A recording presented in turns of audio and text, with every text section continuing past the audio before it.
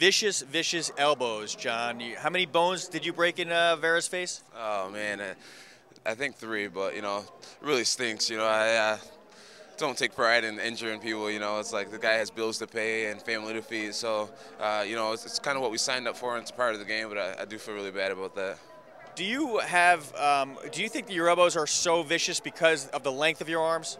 I think that could be it. You know, where guys with a lot shorter arms would be a little more bulky, a little more padded. You know, my elbows are really long and you know, and less meat around them. So that could be what it is.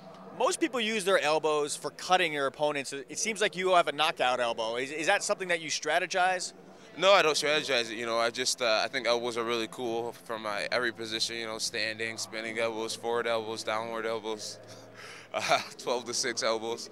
So you know, it's a good short range weapon for me because my arms are so long. You know, when I'm really close, I need a you know a good short range weapon, and the elbow just makes a lot of sense.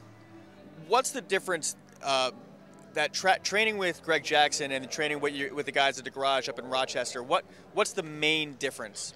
The main difference is just it helps me out confidence-wise. You know, now I feel as if I'm doing all the right things. I'm feeling as if I'm training like a pro athlete, and you know, Greg really makes me utilize my jiu-jitsu. You know, train, jiu-jitsu, and before, you know, I was kind of doing a lot more stand-up and a lot more wrestling. So, biggest thing is that all my holes are closing up slowly.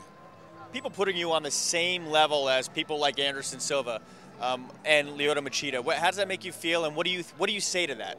Oh, I'm just honored, you know, to be considered on that level. You know, I got a lot of proving myself to do. You know, those guys have been in lots of wars, and they're proven athletes. So, you know, I'm honored to get that type of compliment, and if anything, it's just going to make me work harder. Last question. Every fight that you have with a good guy, people like me will say, this is a good test for Jon Jones. When will we stop saying this is a test for Jon Jones? You know, I always like to say, you know, maybe someone will be the toughest opponent or maybe they will not be the toughest opponent. You know, I never rule out the fact that I could, you know, dominate them. I try to keep my mind open. And, you know, I'm just going to have to keep proving myself and hopefully convince people that I'm for real.